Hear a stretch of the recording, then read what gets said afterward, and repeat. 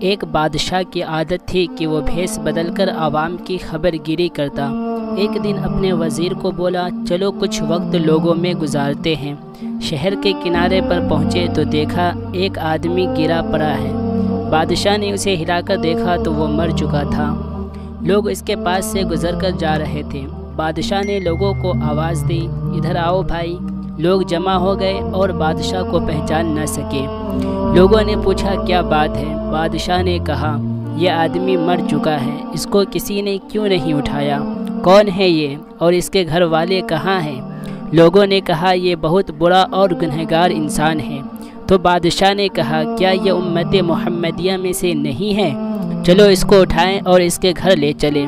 لوگوں نے میت گھر پہنچا دی۔ اس کی بیوی نے خاوند کی لاش دیکھی تو رونے لگی۔ لوگ چلے گئے۔ بادشاہ اور اس کا وزیر وہیں عورت کا رونا سنتے رہے۔ عورت کہہ رہی تھی کہ میں گواہی دیتی ہوں، بے شک تو اللہ کا ولی ہے اور نیک لوگوں میں سے ہے۔ بادشاہ حیران ہوا، یہ کیسے ہو سکتا ہے؟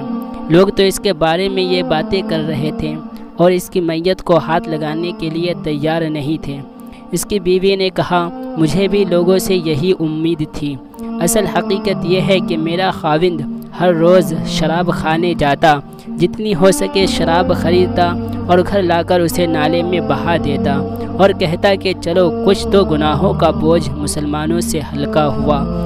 اسی طرح رات کو ایک بری عورت کے پاس جاتا اور اس کو ایک رات کی اجرت دے دیتا اور اس کو کہتا کہ اپنا دروازہ بند کر لے، کوئی تیرے پاس نہ آئے، اور گھر آ کر کہتا الحمدللہ آج اس عورت کا اور نوجوان مسلمانوں کے گناہوں کا کچھ بوجھ ہلکا کر دیا۔